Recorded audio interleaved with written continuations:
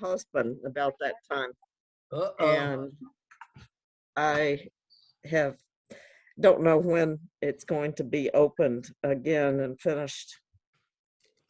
Maybe we can ask Charles if he considered that art. Oh, he surely does. You've Well, been in the Sagrada Familia?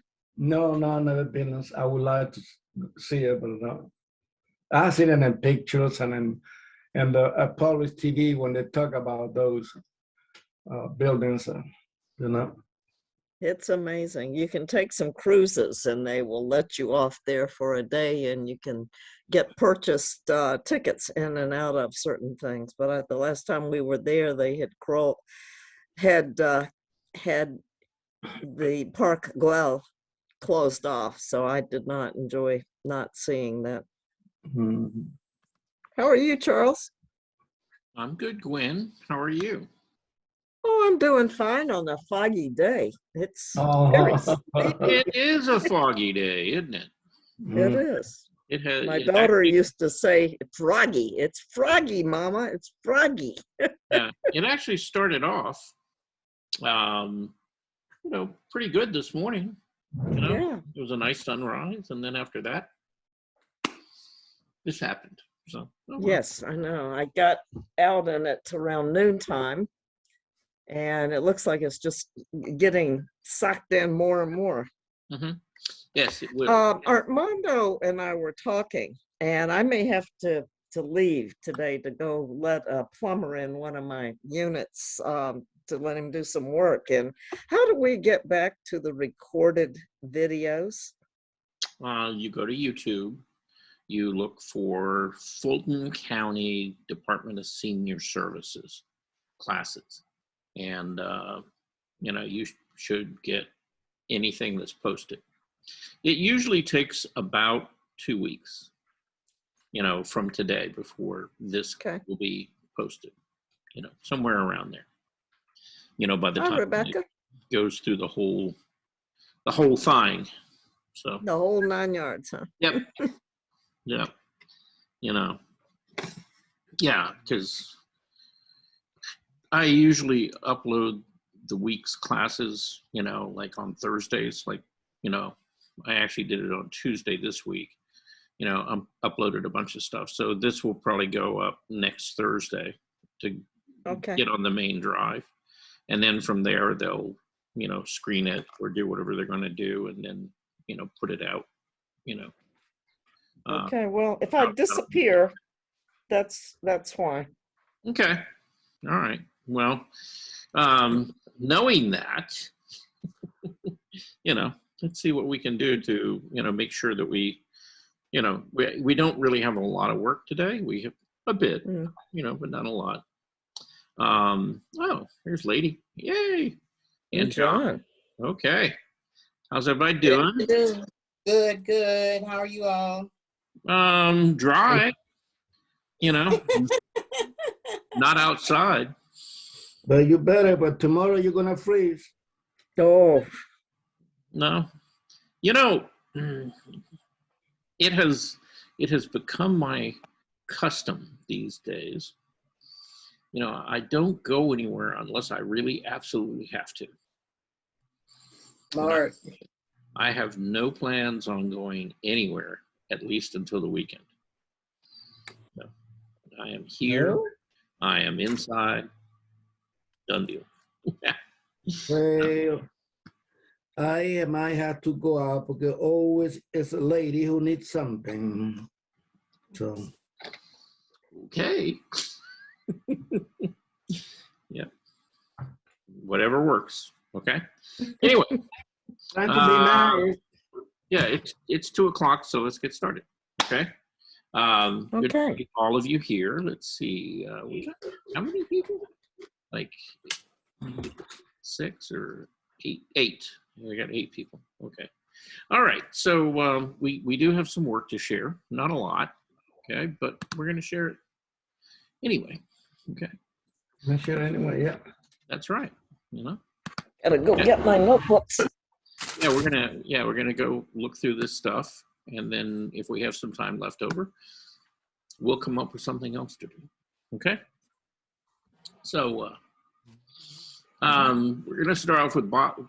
Well, actually, Gwen, why don't we start off with you since you might have to run out of here.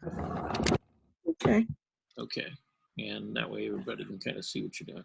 Now, I only got one thing from you, right? Oh, you were supposed to have gotten two. Looks like there's 2 on that list. I thought I did. Yeah. But, There's the lion. oh, yeah. Okay. Yeah. Okay. Yeah. And then the girl above. Yeah. So you got them both. Okay. So yeah, this is the girl with the seashell. Okay. And okay, so this was a 30-minute drawing. And did you work on this any afterward, or did you just 30 minutes and that was it? I have 30 minutes and I stopped. Okay. All right. Well, here's the good news. All right. I like the paper you're working on.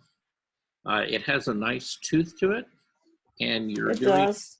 yeah, you're doing a little bit of blending and softening, which is good and appropriate for this particular subject.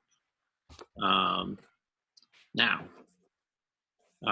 as far as the structure of the head, things like that, that feels pretty solid. Structure of the shell feels fairly solid. The thing that gets a little wonky is that arm in the foreground. It does. I saw that when I sent it to you. Yeah, it looks a little fat, you know. And But then it was closer to you too. well, it was, but actually it was kind of like down toward the elbow. It was closer to you, and as it got to the wrist, it was closer to her head. So if you tapered this, so it's narrower here, getting larger. Yeah, I think what it was, and I didn't display that very well, is that was the open side of her hand opening up from where the shadow comes up and kind of joins the shell. Yeah. And I didn't make that distinction. Yeah. But yeah, it's the forearm right here that just kind of feels kind of thick, that and the wrist. And so, just going back, and did you take a screenshot of this per chance? Yeah, I was just wondering that myself. I don't know if I did or not. Okay. Well, when you get a little bit of time, you don't have to do it right this second. If you'll look around, see if you took a screenshot of it. If you did, then you have what you need. If not, let me know and I'll send you the reference of it, okay? Thank you. So that you can, because it's a really nice drawing. And it's just that one little thing right there that, needs to be, looked at a little more carefully. But, Okay. the way you're handling the medium stuff like that, pretty nice. It's got a really nice soft feel to it. You got a couple of little things going on here where it gets a little bit scratchy, but again, overall, drawing works pretty well. So if you do have a screenshot of it, then, and you're going to do something about the arm, then go back and really look at that and Okay, see. thank you. Let me see if I do have that. Yeah. And like I said, you can just let me know by sending me an email. If you Yeah, have it doesn't look like I took a screenshot of that. Okay. Yeah. Well, just send me an email. I'll reply and I'll attach it to it. Okay. Okay, thank you. All right. And, here we have your lion. Okay. Again, same paper. Is this like a mixed media paper or watercolor paper or something? It is Delta Series sketchbook, extra heavyweight paper, and ivory with a rough surface. Okay. But does it say that it's good for drawing or water media or? Yeah, all of it. Okay. So it's a mixed media paper. Okay. Yeah, mixed media renderings is what it says on it. Okay. Yeah. Yeah, because the weight of the paper and just kind of the tooth of it, it takes pencil really nicely, and I'm sure it would take watercolor and any kind of like wet medium as well. Maybe even some pastel. And I have all of that. It's just a matter of me going through all of our art things, which I have pushed into the living room, and I haven't gone back through and tried to find all of the art supplies and then get them into one place Mhm. Okay. where I can Yeah. access them. Yeah, and I'm not telling you use all of those, on any of these pieces. I'm just saying the paper looks like, it would be good, you could really use like a really wide variety of stuff on there. Yeah, you've commented on this notebook pad that I've had several times when I've done things, Yeah, because but I love it. Yeah, usually, most of the drawings, things like that, people are doing on like bond paper. And, not that You're there's right. anything wrong with bond paper. It's just that it's, tends to be very smooth. And then occasionally you'll see them try to use a different media on the bond paper. And it's kind of slick. Mhm. Even for like, let's see, I like the expression of the lion. Who is this? This is Rebecca. Okay. Rebecca likes the expression of the lion. How about that? But yeah, using bond paper and trying to put like colored pencil over it, over graphite and stuff like that, it's so slick that it all just kind of mushes together. You really need something with a nice kind of tooth that will hang on to the medium. And Yeah. this paper would, So Yeah, I remember it being an expensive sketchbook, but then I've had it around since, gosh, really early, and maybe 6 or 7 years ago. yeah, I don't always use it. yeah. Well, this would actually be a good sketchbook, I bet, to possibly even do watercolor in, Oh, yeah. and not Our not have watercolor to, pencils are what I love. yeah, and not have to stretch it because it's got enough weight. It's almost like a 300-pound, and it would stay, fairly flat. So you got some possibilities there of things you could do with it. How many pages were in that book? A minute? Yeah. Does it say? Let's see. Like 50 or? No, it's fairly thick. Mm-hmm.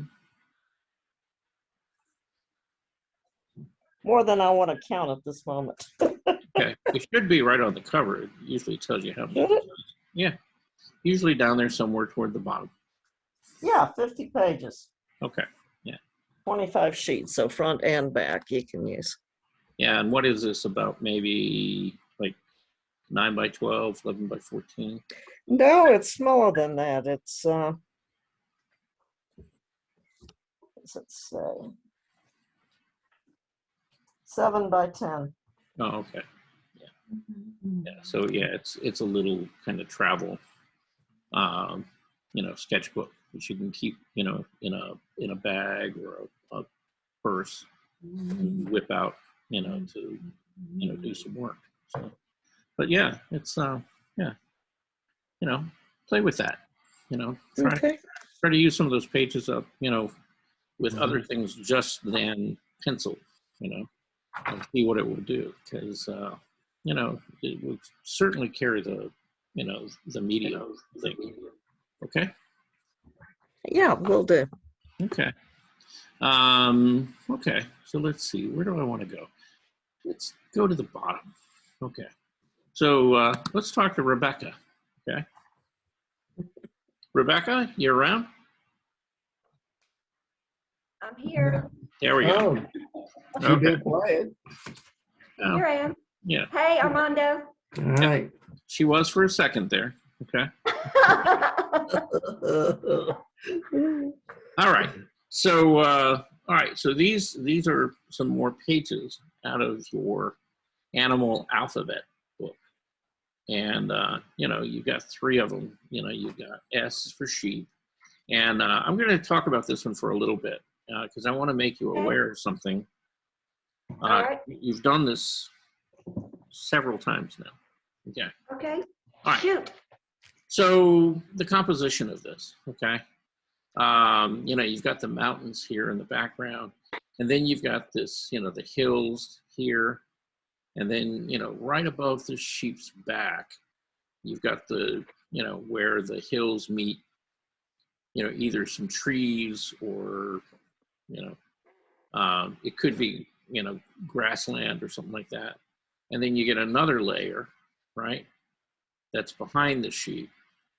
And then you get this funny dividing line right at the feet of the sheep. Did that with the kiwi bird too. You And did. yeah, so what am I want him to be grounded. Okay. Does that mean that if you're putting a cast shadow, that the shadow has to go from one side of the paper to the other? Pardon me, what? Does that mean that if you're putting some kind of cast shadow, that you have to have that cast shadow run from one side of the paper to the other? No, it's not I didn't intend it to be a cast shadow. I just intended it to be ground for him to walk on. Oh, well, guess what? If you It just, looks like a cast shadow. It looks Yeah. like a cast shadow. Okay. well, it could be. And actually that's what shadows are good at. You know, they're good at actually attaching something to the surface that they're standing or sitting on, right? Yeah. It makes them look like they're not floating in outer space. Yeah. Okay. So, you know, you could have a cast shadow. It could actually be maybe a little bit thicker or wider than that, you know, a little fatter. But it doesn't have to go all the way over here to the edge, and it doesn't have to go all the way over here. And in fact, it wouldn't. Because if it were a cast shadow, depending on which direction the light were coming from, it would either be more to the left or more to the right, or it'd be centered right under the sheep. But if it Right. were centered, it wouldn't be bigger than the sheep. It would be about the same length, Okay.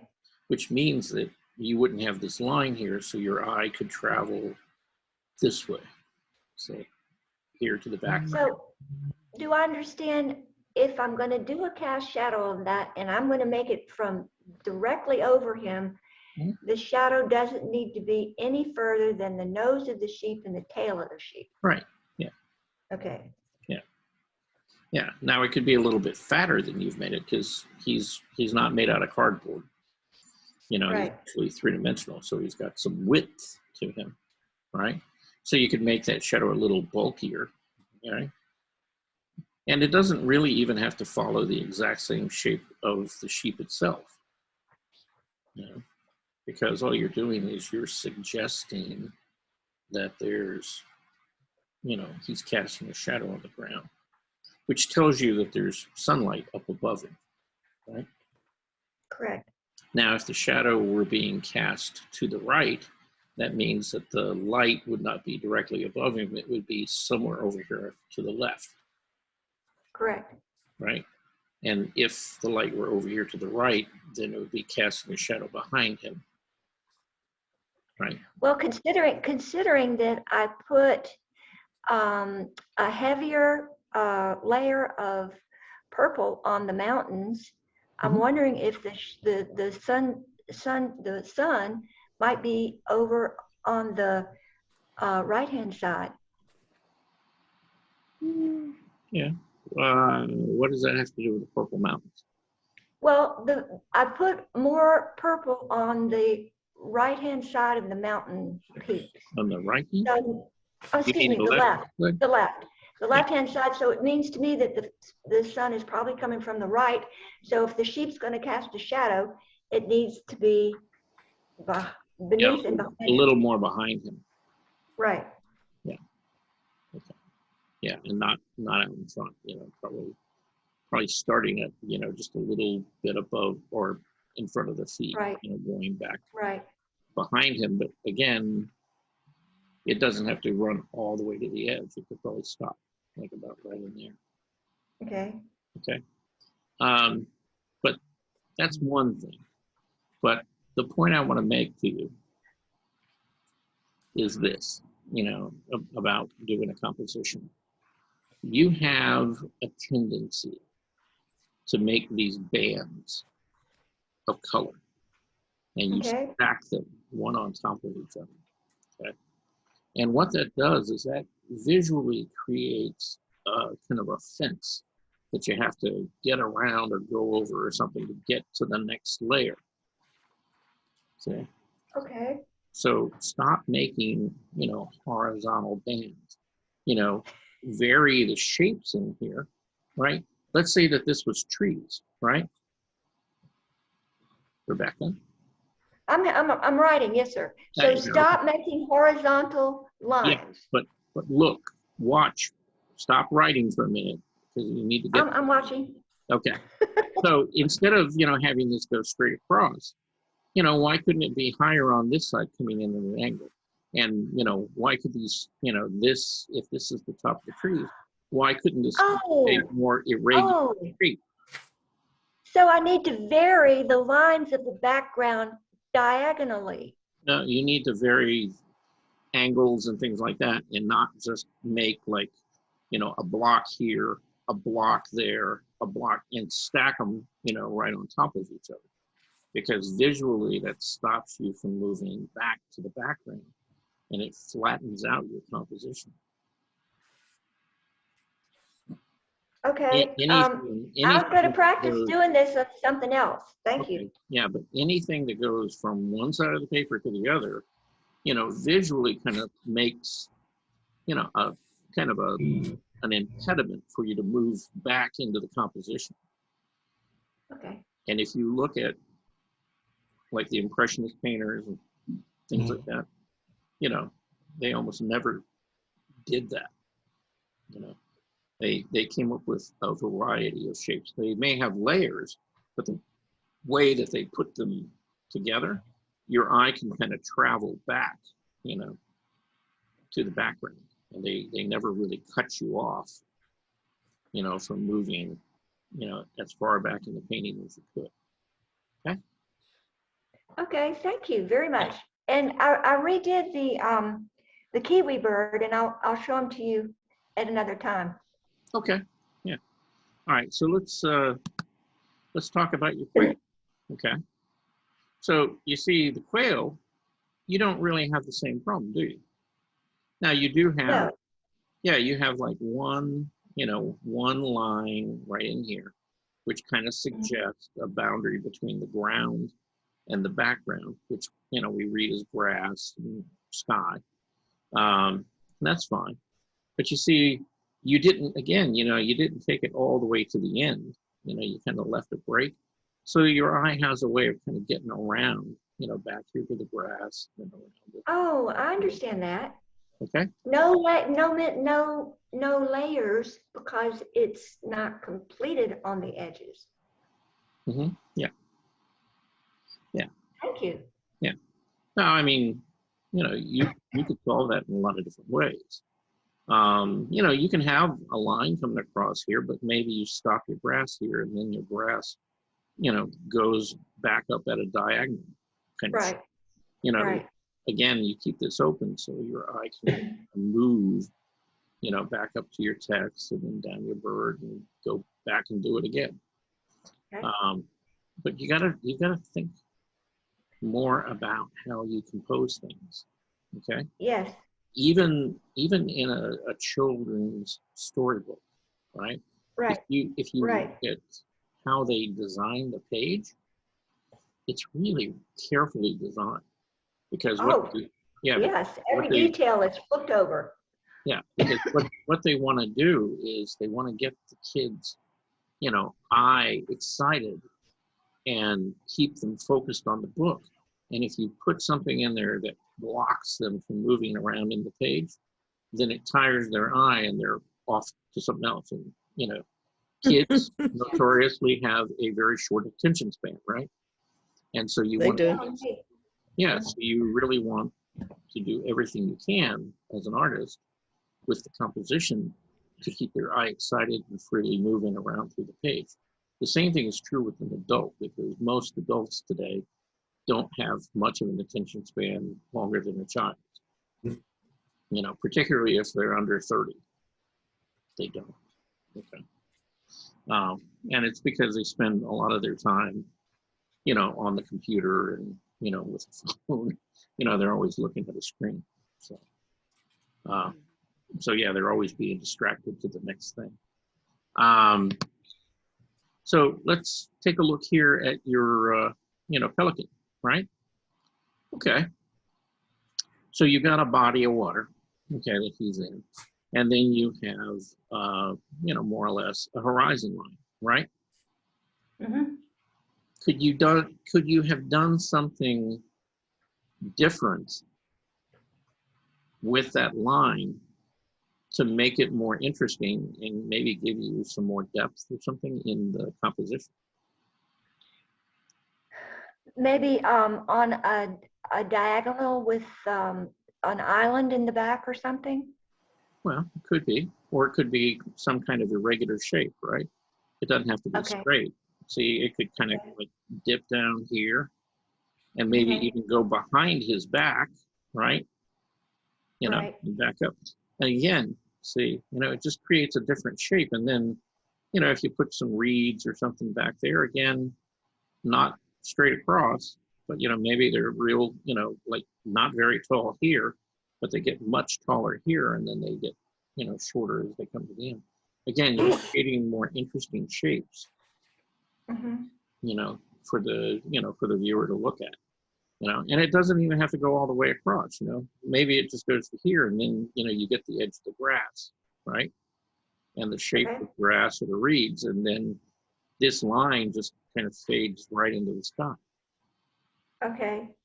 So, Okay. it Thank doesn't- you. have to- That makes so much sense. Thank you. Yeah. So again, it's one of the things, other than the classes here,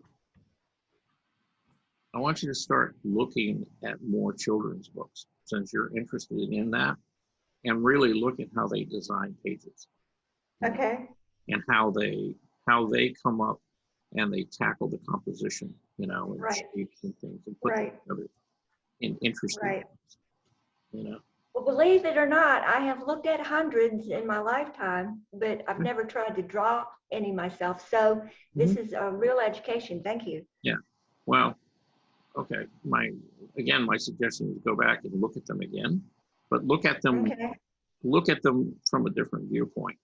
Don't look at Right. them just for the enjoyment of what the story is. Look Right. at them for the design of the book and the pages, Right.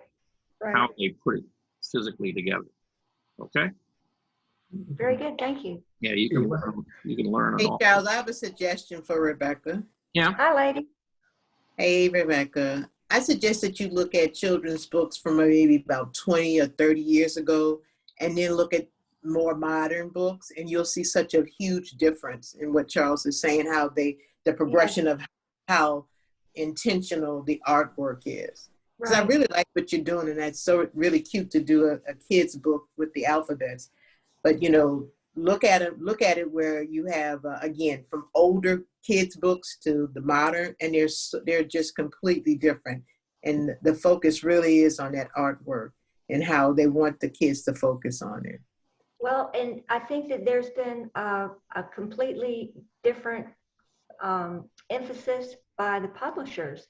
Yes. It's less on the art and more on what could we do to sell. It's the bottom line. Yeah. And they've left out something very important, I think, because the art in children's books is very inspiring and beautiful. Right. It is. It's almost non-childlike. It's so beautiful. Right. Yeah. They can be works of art. Yeah. Well, Your I books are really, pages are nice, Rebecca. Very nice. I hate to disappoint both of you, but Mhm. children's books are not designed for children. Right. They're not. They are designed for mothers Right. They're right. They're not. because you have to get the mother's eye, to pick up the book, and buy it for their kid. So, Like the ones that were designed around the turn of the last century. Mhm. They were just amazing books. well, yeah, some of them were, really, this gets off into a long, deep, conversation. about the publishing industry, and particularly the publishing industry in America. Hmm. We went through a period, it's called the Golden Age of Illustrators, and N.C. Wyeth and Maxwell Parrish, and you had all these Oh, great yeah. illustrators, basically, working with publishers to design books, and they were doing beautiful artwork.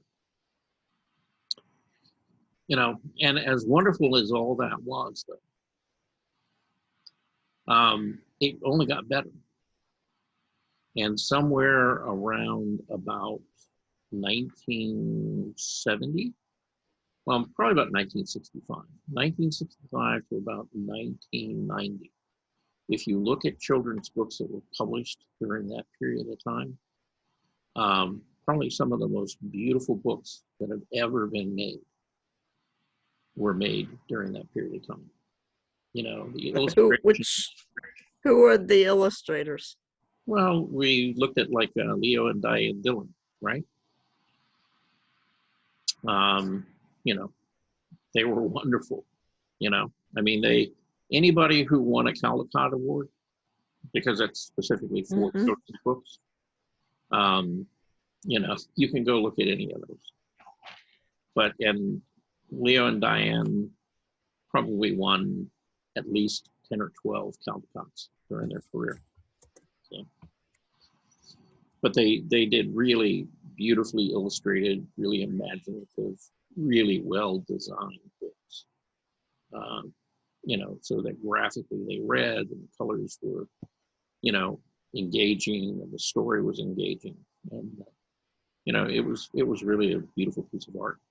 So, but and they're just one example. There's a lot of them out there. Actually, speaking of books, and this is probably, I don't want to go down the road to get any kind of political discussion about this or whatever. But just recently, it was last week that the state of Tennessee removed 2 books from the school curriculum. One of them is called Maus. Yes. And it was actually MAUS. Yeah, and it was actually written by an author who was Jewish, and it's really the story of his family during the Holocaust. But rather than talking about Nazis and the Jewish people, it was between the Nazis were cats and the Jewish people were mice, and it's a really compelling story. But they're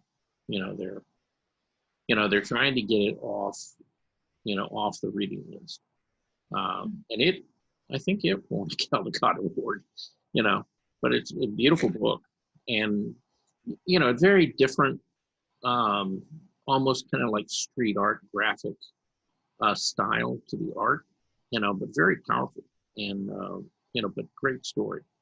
And then I'm trying to think of the other author, but again, it deals with kind of a controversial subject, but again, it's it covers a part of history, that a lot of people are feeling right now that kids don't need to hear about. Actually, it was the book, I think it was by an African American author, and it was about him growing up as a child in the South, during the civil rights period. And something blue, that's all I can remember of it right now. I'll have to go back and research it. But again, if you look at either of those books and you look at the artwork, you look at the design, everything else, beautifully done books, and have a great story, and really wonderful graphics, good design, typography, the whole bit. So yeah, go do your research, girlfriend. Okay. Go back and look at Yeah, children's. gladly, thank you. Yeah. Give you an excuse if you want one or need one to go hang out in Barnes and Noble with the kids section. Which if you've never done that before, all of you should, because probably some of the very best books that they've got in there are in the children's section. If from a visual standpoint as an artist, just taking a look at, some of those, opening up the pages and really looking at how they're designed. It's pretty amazing. They've gotten really, really good at it. So anyway, so let's move on to, you have 3 circles, okay? And your circles are not circles, they're actually spheres, right? They represent a 3-dimensional form, okay? Now, the first one is value. The second one is value plus intensity. And the third one is value, intensity, and temperature. Okay. So let's talk about this a little bit. All right. Now, you've taken the first, the one at the top, this is value. Okay. Does that feel round to you? Does it feel like a 3-dimensional form to you? It did until I put the outline on it. Aha. Yes. And I realized when I did that it changed it completely. Yes, it does. Because what is putting an outline along the outside of an object, what does that tell you? Made it flat. Yeah, but why? It's the edge. Uh-huh. But It's a different color. yeah, okay. But there's more contrast at the edge than there is at the point of the sphere that's closest to you, right? Right. And if it's a 3-dimensional form, that can't happen, Okay. because the highest degree of contrast is always going to happen at the point that's closest to you on a spherical or round object. That's where the core shadow is going to be, of which you have no core shadow Right. on anything on this page. Okay. Now, do you know what I mean by a core shadow? It's where the object is farthest away from you. No. No, you have to have It's where the light doesn't hit it at all. no, it's where the light and the shadow come together at the closest point is where you're going to find the core shadow. Okay. Now, think back, all right? I have talked many times about this thing called turning form, right? Right. Okay. And what do I keep telling you about turning form? There are 5 elements of it. Well, no, you have to have a minimum Of 3. a minimum of 5 values to turn form. Okay. To make something feel round and dimensional, you have to have 5 values. You can't do it with 2. You can't do it with 3. You can almost pull it off with 4, but not quite. Okay, it really takes 5 to make it feel like it's got weight and volume. Okay. So, how many values have you got here? On your top sphere, if you squint your eye down, you really have about 2. You got shadow over here, and you got light. And you got just a little bit of soft tone in between, but when you squint your eye down, it goes away. Okay? It's not enough of a break in the value to really show up. Okay? So that's 2 values, really. when you do the same here. Okay. You know, a little bit better. Okay. You maybe have 3 values there. And at the bottom is kind of about, well, it's kind of back to 2 values. Okay. Again, squint your eye down. Mhm, Now, what you should have is you should have 5. mhm. Now, any of you want to write this down? Again, write it down. Uh-huh. So let's just imagine, okay, that, you know, this is a round spherical form. All right, and let's say that the light is coming in from the left, Mhm.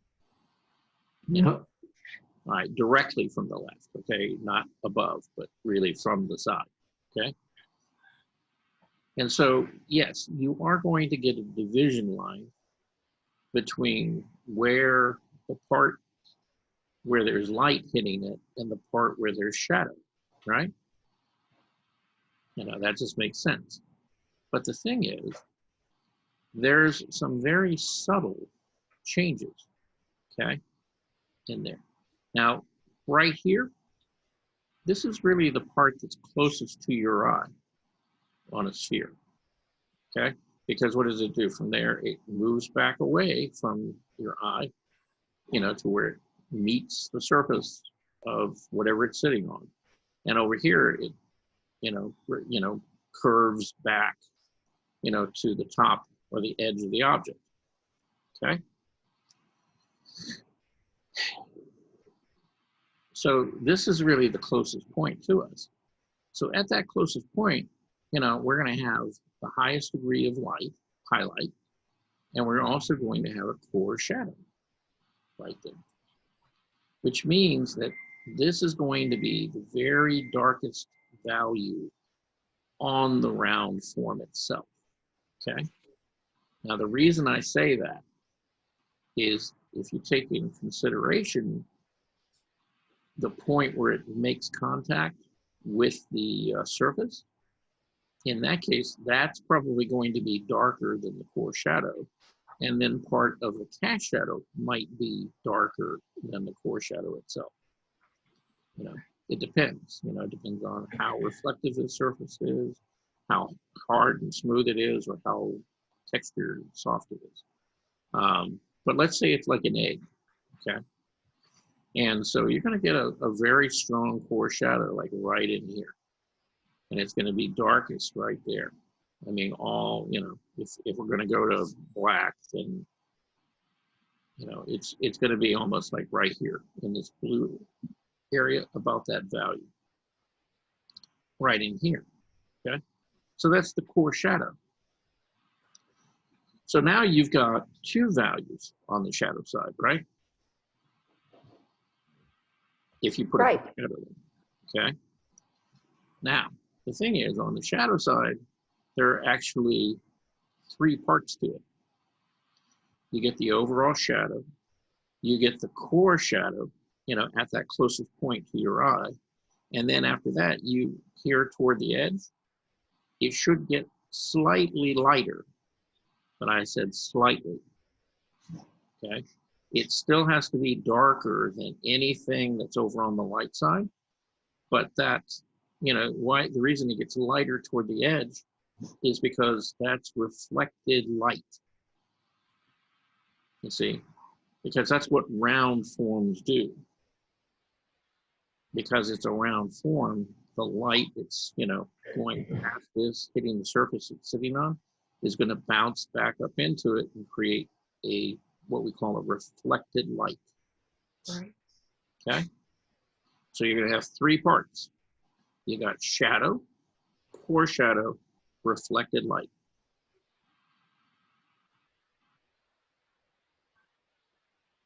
And that's just on the shadow side. Now let's go to the light side. Okay? Now on the light side, again, this area right here is the part that's closest to our eye, right here in the middle, right?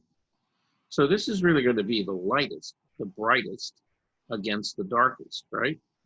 And when you move away from that, see, so that's really going to create what we call highlights. Okay. When you move away from that, you know, you might get a value similar to this, or maybe just a little bit darker. And that's going to be called mid-tone, right? But the mid-tone isn't going to be right next to the light.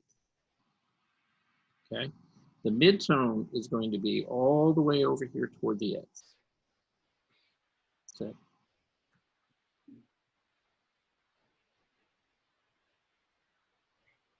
Right. Charles, I don't mean to interrupt you, but I wasn't even worried about any of the cores. Mhm. I just wanted to know if I had dark and light for value, and Mhm. then the value became more intense, and then the temperature changed because a different color made the temperature more cool. Yeah. Yeah. I wasn't going after all this wonderful thing you're telling us. I was just, am I on the right track for value, intensity, and temperature? Okay. But the purpose of doing this exercise Uh-huh. was to put it on a three-dimensional spherical Right. form. And I missed that part entirely. I'm sorry. I will redo that. No, it's okay. Yeah. Evidently, I need to finish the demonstration that I was going, you know, that I'm working on, you know, so Okay. I can show you, you know, and Okay, we can, that sounds great. because I'm probably losing a lot of you right now because we're talking hypotheticals and we're not looking at it. But yeah, I'll work on that and I'll try to get it so I can share it with you guys. Maybe. Well, just by not doing it right, my basic question was, so value is dark and light, value and intensity is dark and light, but darker in one part, and Well, then value, intensity, and temperature is when the color actually changes because you've added a different color to the original. yeah, well, you would have to have a shift from something that looks warmer to something that looks cooler. Okay. Here. And do you? Well, Does something look warmer here? no, No. Okay. no, not at all. Yeah, So that's I'm not on the right track as far as that one goes. So if I had added the one that's across the right. Yeah. the color wheel from If it. you had taken just a little bit of orange over here on the Okay. left side, Right.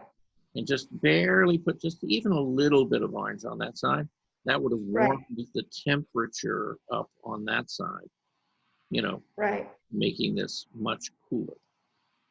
Okay. Now, as Very far good. as the intensity and value, okay, again, you know, the intensity is about the purity of the color, all right? And, you know, is something, you know, more intense here? Well, yeah, probably up here toward the back, right? You know, but it doesn't, you know, here and here to the bottom. But it doesn't turn form because it's not in the right place. Yeah. Okay. But again, you know, I'll try to give you a visual example of that. Okay. And Thank that you. way you can see the difference. All right. Okay. Fine. So for now, we're going to move on. And, you know, I don't want to not answer your question, but, you know, we need. No, that's fine. Yeah, we Thank you. need to look at. Okay. How about June? Is June here? I don't think she's there, Charles. Yeah. Let's see. Yeah. Why don't you send all this stuff in? We got Lady, you, John, Elon. Nope, no June. All right. Well, we're going to just kind of go through June's sketches real quick, her drawing. So this was the lion that she did, and then when she shows up, we'll actually talk to her about it. Now she did. You know, I didn't give her this assignment. This is something she did on her own, and did a really nice job at it. You know, so you got a nude figure, and you got a nice sense of light and shadow. You get some sense of the figure sitting, you know, probably on a towel on the ground. you know, outside, you know, next to, I'm assuming that that might be water rather than a sidewalk. Could be either, but I'm reading it as water. So, Mhm. and it's a, you know, it's a very soft, you know, piece. You know, it's kind of like Bob's drawing of the girl with the shell. You know, it is. It's just a really kind of nice, soft feel to it. Or I'm sorry, Gwen's. Yeah. These are the Cahaba lilies. You know, she did, you know, nice job getting the shape, proportion, you know, the actual structure of the plant. We're Uh, not seeing those, Charles. you're not? No, No. not the lilies. There you There we go. go. Okay. Right. Yeah, it does that sometimes. You know, sometimes there's a lag. Just hangs. Let's see. There's somebody with a green screen here. Who could that be? I bet you that's June. Nope, that's Veronica. Okay. Mm-hmm. All right.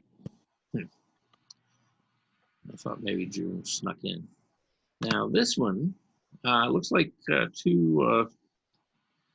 I guess they're storks, the Japanese storks, and they have a chick down here at the bottom. You know, Oh, I very, like that. very cute. Yeah. Again, not anything that we drew. You know, and this is a little more stylized, and it looks, you know, kind of like you know, a stylized interpretation of those birds, which you see quite often in Japan. I don't know about China, but I know you see a lot of them in Japan. This is the girl with the shell. Okay. And if you look at this drawing and compare it to like Gwen's, right? Same, you know, same reference, but because of the way it was treated, it's got a very different feel, right? Mhm. You know, this feels more kind of structural, but it doesn't have that soft atmospheric feel that Gwen's drawing had. Is that because she didn't rub it back? Yeah, mainly because it's she didn't soften a lot of the tones. Also, she put in some stronger outlines and left them there, kind of in place. You know, and she kind of tried to build up quite a bit of detail around the shell and the face itself. So again, you know, it's a slightly different approach than you took. And, you know, it's a nice drawing. It's just got Yeah. a pretty different feeling, you know, from, you know, when you look And at hers, you your just, interpretation versus hers. yeah, you said she's more constructed. Yeah, she's got, Is she's looking at, you know, the structure of the head and the planes and delineating them more than you did. You know, yours was, what do we want to say? You know, a little more ethereal, you know. fading off is what I call it. Yeah, well, Softer. basically, It yeah, was softer. yeah. Well, I don't know about Zoftic. Zoftic is kind of, there's Bob's. Let's see, where's Gwen? Yeah, Oh, I here's said Gwen. I soft, saw it. softer. Yeah, yeah. So here's Gwen's drawing. Can everybody see that now? Right. Yes, I can. Okay, yeah. And so you see, this has got a very soft feel to it, right? You know, you've got a bit of an outline here, but it's, you know, here in the hair and everything else, it almost just like goes away. You know, it's just a suggestion of the shape there, right? And then, you know, where you have a stronger line is really along the front line of the face, around the nose and the mouth and chin area, right? And then you emphasize the hand again, right? In June's drawing, yes, here we are. We're not that far away. Ooh. See, you know, it's a very different tree. You know, she's got a wider. We're not seeing. Here we go. Okay, Yeah. now we're seeing it. Yeah, it takes a few seconds when I click it. Yeah, it does. You know, welcome to Zoom. Yeah, it's interesting. We're all looking at the same reference, and yet we do things that are very different. Yeah, Trying to reproduce it. right. It's very, And you see, therein lies the value of art. Because the thing that's different, about making a piece of art is, we're all different people. And so we filter and experience the world in a very different way. And our art reflects that. It's what we see, what we know. And that's why, you can have 15 people painting the very same thing, and get 15 totally different interpretations. Nobody's piece would look like anybody else's. Yeah. And that's a beautiful thing. So, but in this case, like I said, she's using a clearer, more defined outline, and so everything feels more solid, in hers, and in yours, it's more of this soft sort of romantic suggestion, of a face and a shell there. So yeah, so it's just again, it's how you see it, how you interpret it. Okay. So let's see. So next we got Mr. John Gigliotti, who surprised me, and John is working very hard on beginning to create depth in his paintings. that's cool. And the thing is, he's done a couple of paintings now that he's really pulled that off pretty nicely. And it's like each and every one, that he does, he gets a little bit better at it, and little by little, he's figuring it out and getting control of, elements like the intensity of the color, the composition, values, right? All those things that we talk about. Now, Rebecca? I was just going to say, look at how great his edges are and the variety. Right, but not only the edges, okay. It's look at how you kind of move through the painting, right? Now, Yeah. you see, he didn't make a hard outline here, but, clearly this is taller grass, it's closer to us, right? But does it move Correct. straight across the page? No. Does it what? Does it move straight across the page? No. No. See, it's No. over here, and it kind of diagonally moves upward, and then it kind of ends here, and you pick up this angle back to the tree, right? Mm-hmm. And then you kind of move up the tree, through the mountain, and you see it just keeps your eye kind of moving around, Right. right? Versus the static. Well, versus a bunch of hurdles that you have to jump over Okay. to get back to it, okay? Yeah. Yeah, and just little, just trying not to make, like this repetitive series of lines, that you have to get past, or making the shapes irregular or the size or proportions, different, bigger areas, smaller areas, things like that, are all visual things that can help, make a much more interesting composition. Okay. Right. So, so you and John can get together and, talk. Yeah, he's beginning to figure this out pretty well. And, I mean, this is a really nice piece, John. Okay. And you were really successful at creating a good sense of depth. If you look at the way you managed your color, if you go way over to the far left here, it feels very atmospheric. You know that ridge is far away. And then you get this, little bit of trees or something, breaking the line of the hill, okay? And you look at the difference between here and the color here, And so this has got, you know, more intensity to the color, right? You know, it's what we would call overall, compared to everything else, it's more muted and cool in comparison to, say, the tree, you know, the midground and the foreground, right? So by the virtue that it's a lower intensity and generally a cooler temperature, because cool temperatures tend, that's the important word, tend, they don't always, but they do tend to move backward in the painting. See, that helps create that illusion of, you know, there's quite a bit of distance, you know, between, you know, this tree and, you know, that mountain, or even that hill up there. You know, it's not real close to it. You know, it moves back quite a bit.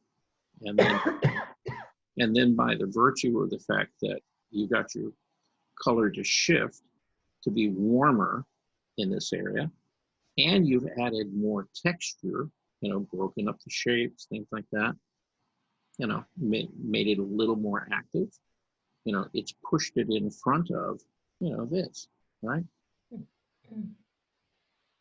And then the same thing here, you know, here in the foreground. Now you didn't shift the temperature of your color quite so much here, right? But you did shift the value, okay? Because overall, you know, this is a little bit darker in the middle area compared to most of this, which tends to be lighter. The shapes are not as broken up, they're more vertical, you know.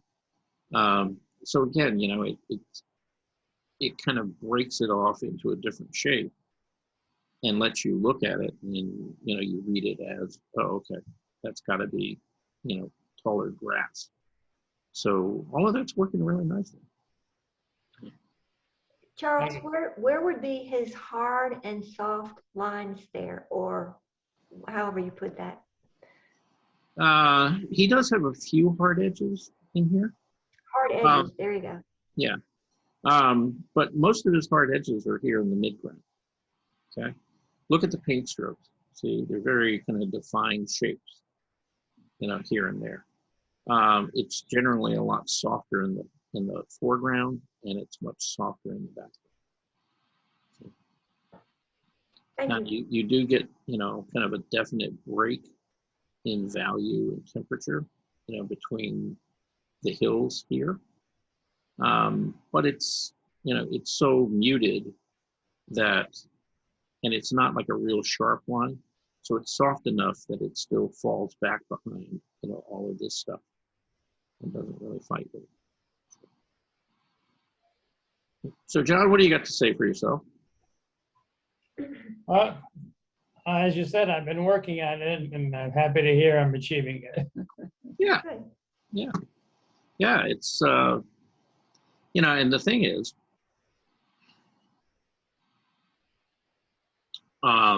if you look at the work of Corot, C-O-R-O-T, right? He was the person who inspired the Impressionists. Okay? And Corot was actually doing a lot of plein air painting. And in particular, he liked to paint scenery where there was a series of greens. In fact, he did a lot of green paintings.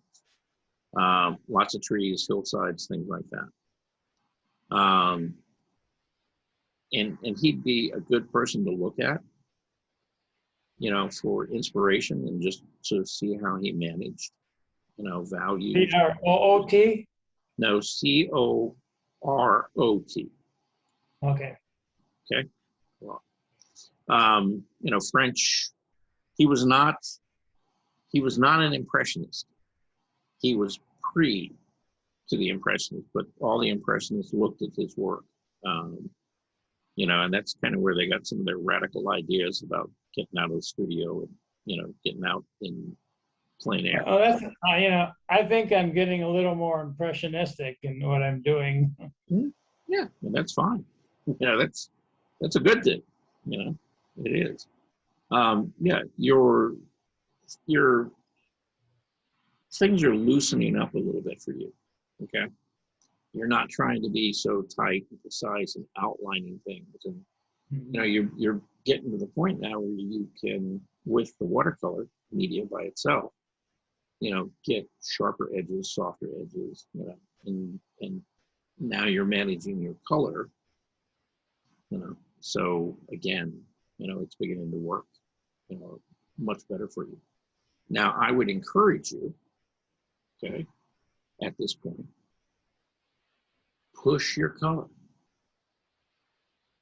Okay, you know, you can have an overall green painting, but that doesn't mean that you can't have some reds and some purples and yellows Right. and oranges. Right.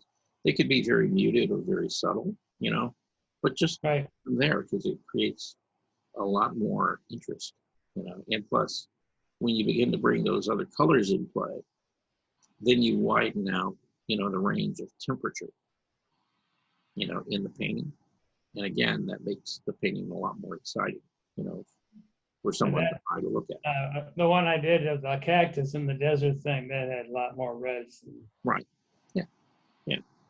But yeah, it's any painting you do, and particularly if you're working in landscape, okay, you know, the biggest mistake that landscape painters make is they forget the color purple.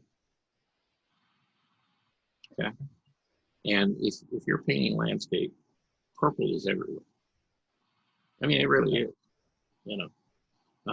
You know, in the shadows, you know, in like the mountains, hillsides, things like that, even in the sky, depending on how, you know, how intense the sun is. You know, if that sun is like really intense, midday sun, you know, as the sky, you know, moves upward, you know, and over your head, you know, it's not blue anymore. It's really blue violet. There is a little bit of purple in the sky on this one. Yeah. So, you know, just, you know, don't forget your other colors, you know, and push them, you know. I mean, push them, have fun with them, you know, because they can really be really effective, you know, at really making the piece, you know, come alive. So,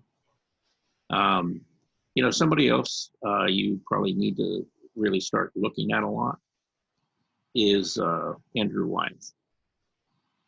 Yes, yes. Yeah.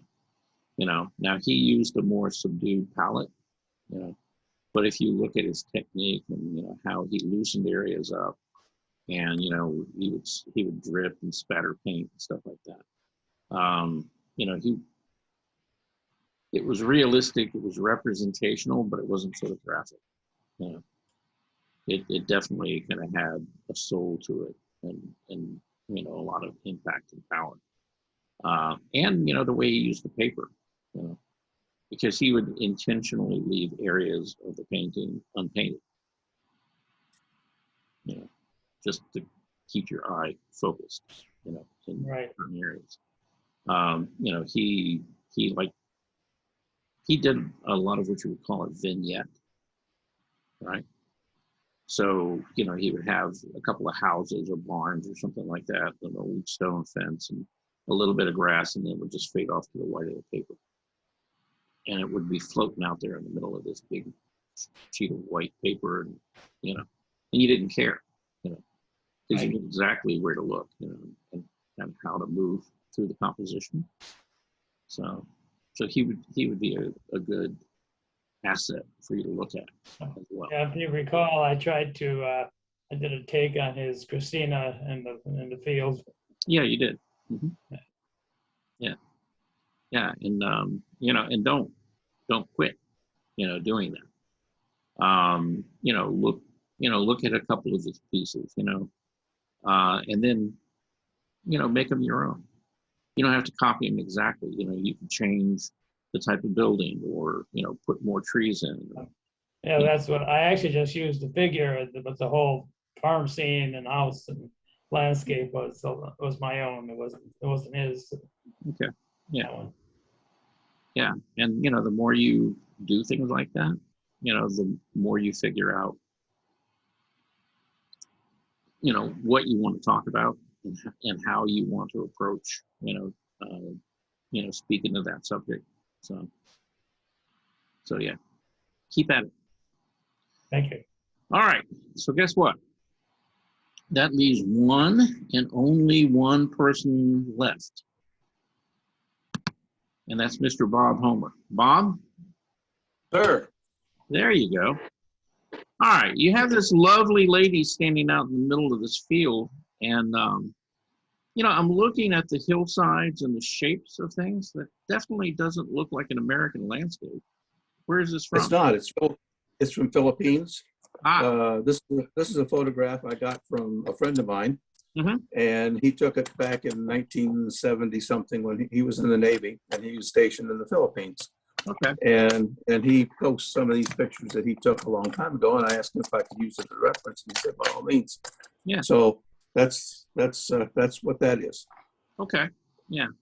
Now it appears that the photo is a little faded. Yep. Supposedly an old photo. But actually, that gives you a wonderful opportunity, and you took it. I'm hoping. In reinterpreting the color and intensifying it quite a bit. Yep. And you did a beautiful job at that. It's nice. Well, it's not finished. Basically, there's a lot more to do here. Okay. All right. Can I encourage you not to do too much more? Yeah, you can. But for example, the stuff that's behind her on the left-hand side, Yeah. it looks like a field of maybe some kind of a plant, some kind of vegetation that's intentionally planted there. Yeah. And so I need to probably get a rice over to the right side. Or, yeah. It's Yeah. either And rice, then- or maybe sugarcane. Yeah, could be. And then under her feet, there's nothing there yet. So I have done some more work on that, but that didn't show up yet. And then the light area on the right-hand side behind the shadow, it's kind of loose dirt, Mhm. looks like. And so I need to kind of represent that a little bit better than what it is right now. Okay. Well, I think it's good as it is. Yeah. The thing is, if you go back and look at the reference, for example, all right, one of the things that you want to keep is you want to keep the contrast in the light. And notice how the road itself, the gravel and stuff, gets much lighter right around her feet and stuff. Right. As it moves off to the left and to the right, it begins to shift in value. And get just a little bit darker. It doesn't get dark, it just gets a little bit darker. But again, that contrast helps keep your eye focused, right there at that point where she's standing. Right. So be careful with that. Don't overwork it or overstate it. And the other thing is, don't overstate, the clouds and things. Oh, okay. You've probably, you could put a few little edges or something in there, but you've probably gone far enough on the sky. Okay. Because the more you futz around back there, I'm afraid, you're going to lose the contrast, between the sky and this. It's really just about right. It's soft, and you see the horizon line, but it doesn't compete with her because the range of value is still pretty close together. And, so just be real careful with that. If you did want to put any like sharper edges or anything in the sky itself, they need to be up here, at the top, not down okay. the horizon line. Because what that will do is that will pull some of these clouds forward, toward us. Mm-hmm. Okay. So, but yeah, you're rocking and rolling, moving right along. Yeah, I got a new set of Rembrandt pastels. Yeah, I was going to ask you if this was pastel. So yeah, this is pastel, and then also this is the first time I've used the pastel matte paper, and it's interesting because the first layer you put down on the paper, oh gosh, this isn't. I don't know if I like this or not. But then when you get to the second and third and fourth layers, Right. That's when it gets very soft, and you can work it, and you have to build these up, no Yeah. doubt about it. Yeah, it goes back to that old adage. You have to put paint on the canvas to paint. Same thing with pastel. You need to get enough layers on there before it really gets to the point where you can begin to manipulate it, push it around. Because Yes. if you're just working with the texture of the paper by itself, there's not enough medium there to really, Right. I mean, this has got a little tooth to it. It's not nowhere near like that 400 grit sandpaper I was using, no. and you don't get anywhere near the amount of dust Right. with this that you would with that kind of stuff. When I like that, Mhm. so Yeah, that's a nice thing to like about it, because Yeah. it's the dust that will kill you. And it will. It will take a long time, but it is toxic. So be careful with it. Okay. Yep.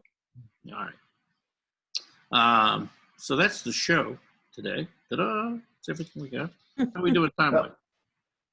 Well, it's 3:11. 3:11. Yeah. Okay. So I'm going to bore you for a little while. I'm going to show you some things that I've been working on. Okay. Is that okay?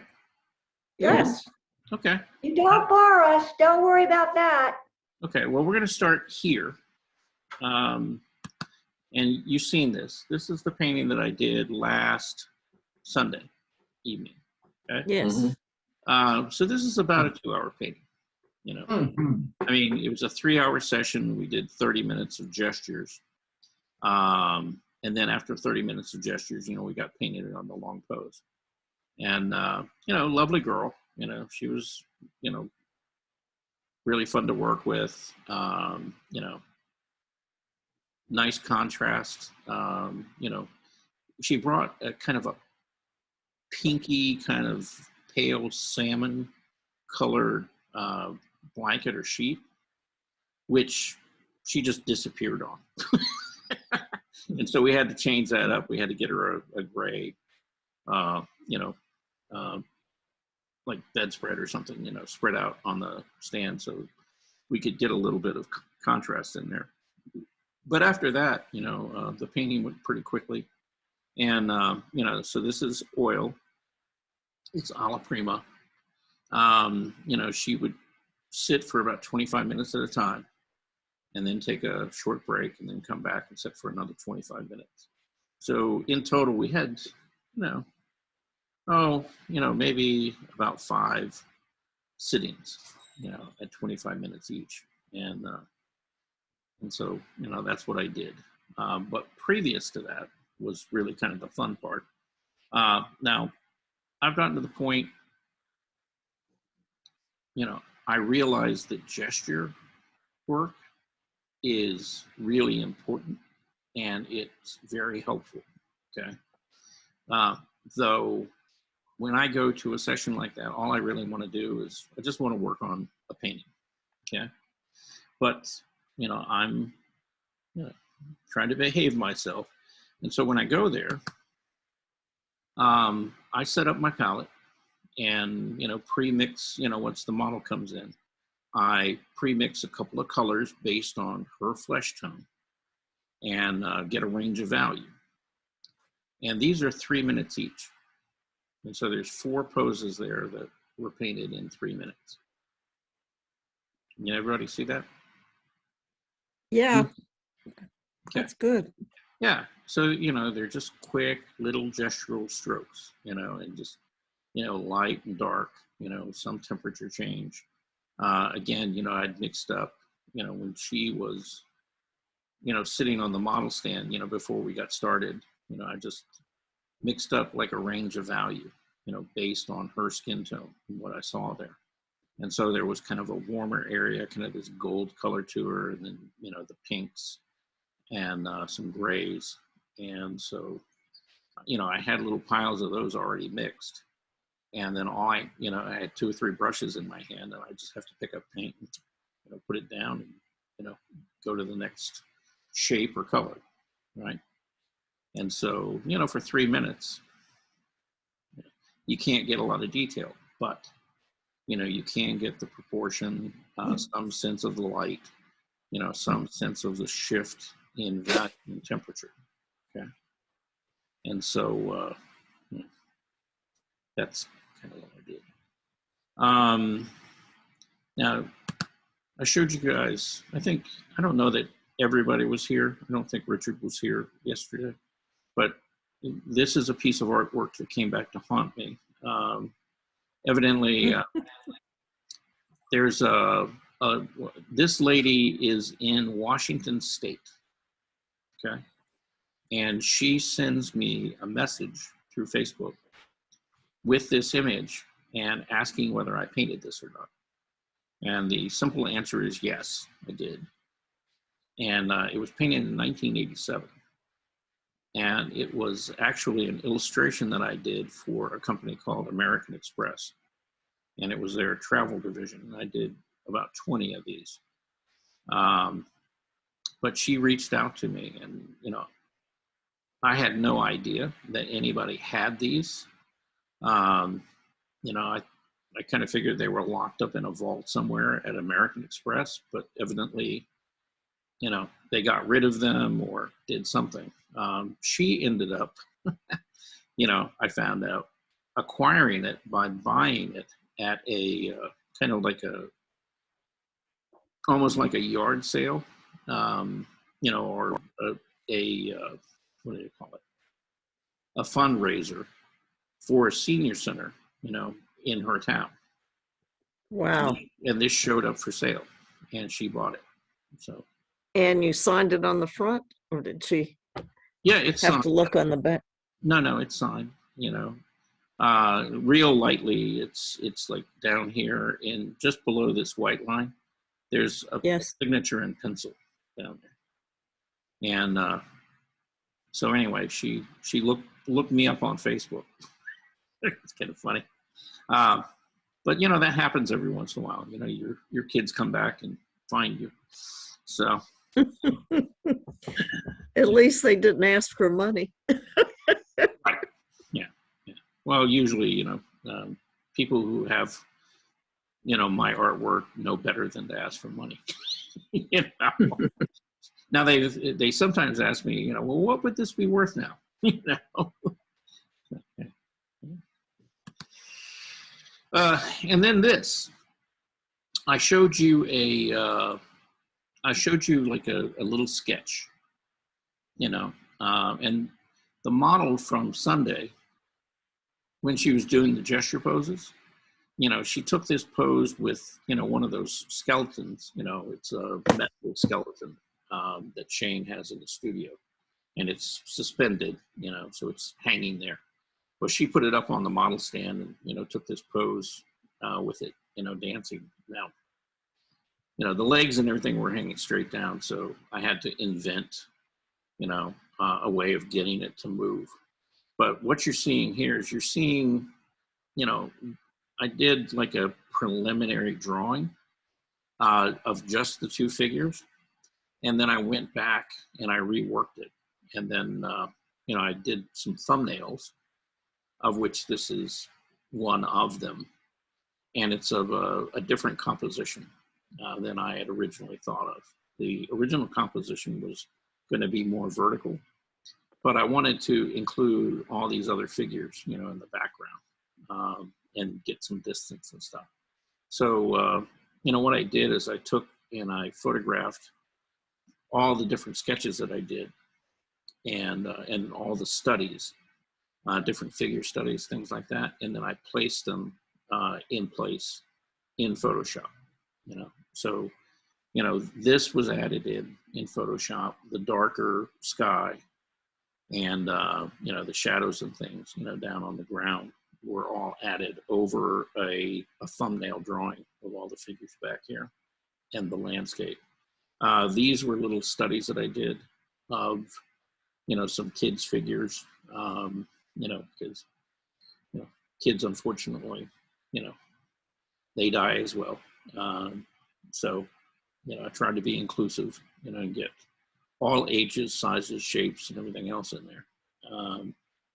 So that's kind of where I'm at right now, just in the concept stage of this piece. And so, I like the skeleton pose better in this one than I did the other one. The other one, he seemed rather stiff, or I'm assuming it's a he. Yeah. He seemed rather stiff. Now he's kind of more relaxed and looks like he's having a little fun. yeah, With well, the you know, rose in the mouth. yeah, the rose in the mouth, you know, it adds a little panache to it. So it's Right. yeah. Plus, you know, he's doing a dance step. That's actually, you know, I went back and I looked at, you know, different shots of people, you know, doing different kinds of ballroom dancing and stuff. And this is actually from tango. Okay. So, yeah. So, yeah, because I really wanted to look at like body position and, you know, how the two people were kind of oriented to each other. And in the original drawing, and I'll be happy to show you that because I've got it. In the original drawing, let's see, let's close that. Or maybe not. Yeah. In the original drawing, let's see. I keep saying that. All right, let's share that right there. Yeah. Yeah. See, he was much further away from her. Yeah, and it does. It looks, you know, very stiff, and you know, and I was trying to push the movement on that one. You know, I mean, it was literally all just kind of hanging script now. But I got a little more movement in that one, and you know, just trying to get a picture in my head or get the picture in my head out. You know, this is the first sketch I did, and then from there, you know, I went and I did some thumbnails. Like this one, and that was the original idea for the composition.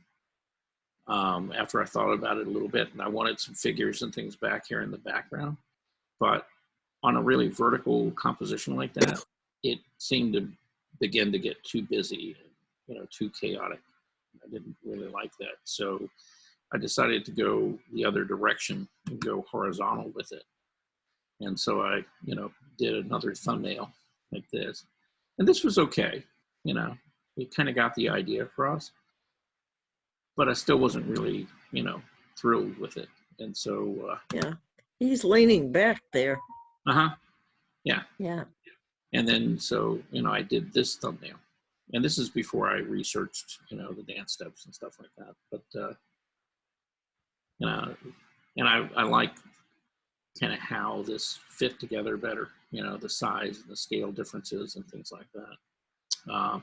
And then from there, this is what I used, you know, a photograph of this, and I added in a more finished drawing of, you know, the main couple, which is right here. See? And I just put that in with Photoshop.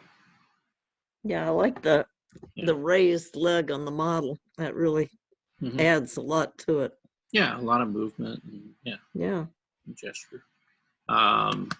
This is just, you know, looking at the body position and kind of the heights and, you know, where things lined up at, again, to try to figure out, you know, how I'm going to position, you know, him and her together.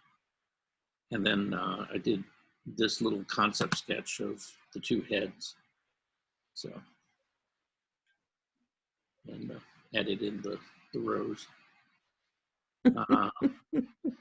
But, you know, I did a lot of looking around, you know, at different dance poses and things. And, you know, these were just kind of thumbnailed out of my head. But then I started actually looking at, you know, reference figures and things, and started doing little drawings of, you know, different figures that I could use. So.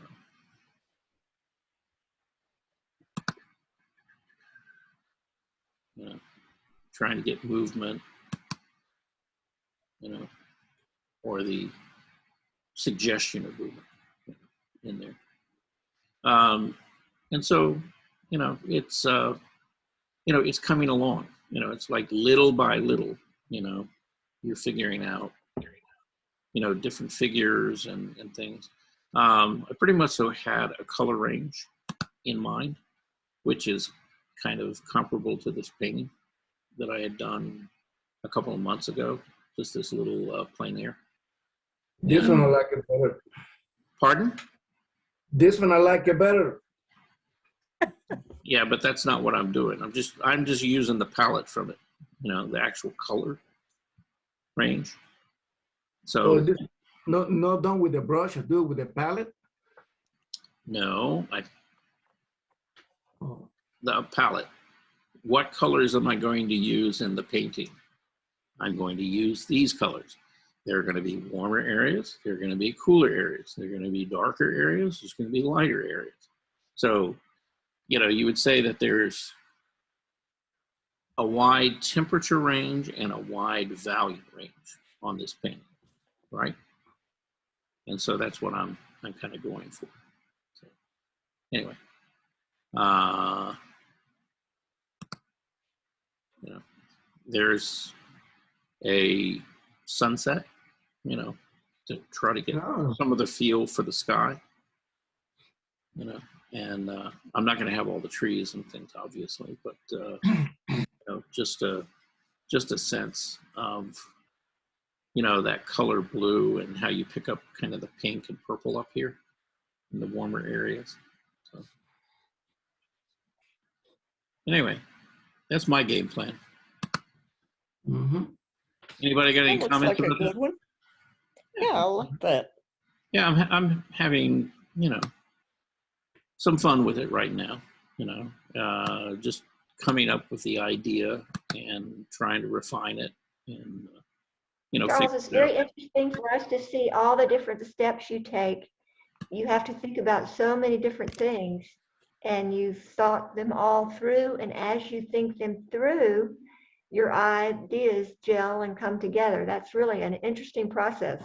Yeah, well, yeah, that's kind of how these things happen, you know. When you look at a lot of painters' work, particularly things that you would kind of consider a narrative theme, you know, there's a story, you know, to that painting. It's, you know, it's not meant to just be pretty. It's to get you to kind of stop and think and ask some questions and, you know, kind of question your own viewpoints and beliefs a little bit, right?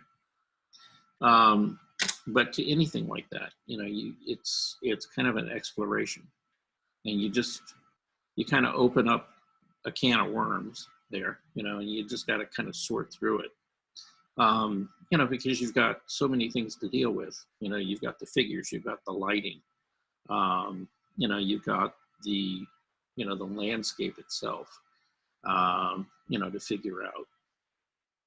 You know. So it's just like one thing after another. And, you know, like I just started this week, you know, with the idea of that. It may be 3 months before I get around to actually, you know, putting, you know, any paint, you know, down on a canvas before I figure all of this stuff out. And I'll probably take some of those figures and I'll probably do like little individual, you know, sketches and studies in color, you know, actual oil paint. So, you know, rather than painting them on the final canvas, you know, just do some studies and, you know, try to paint some of the figures. Because it's like every time that you paint them, you know, you learn more about, you know, the character that you're trying to develop and, you know, the color range, the lighting, you know, the values. And, you know, so it's a process and you just got to kind of wade through it. So that's what I'm doing. And notice that, you know, I did a whole series of thumbnails on it. You know, it's like I had an idea, it was all vertical, and then, you know, you get it down on paper and it's like, yeah, okay, you know, it's not quite doing what I wanted to do. And so, you know, you try something different, right? And so you do all these little thumbnails and then, you know, you finally come up with a composition. We didn't talk about composition today at all, did we? You know, but you come up with a, you know, what you feel is a strong composition, you know, and you work that out. you know, before you really get in deep into the details of anything. Because if you don't have a good design, underlying design and composition, you know, you're basically wasting your time. It's not going to be a strong painting. So, my opinion, I guess. So. Thank you. All right. Anybody got anything to talk about? Anything we need to cover before we go away?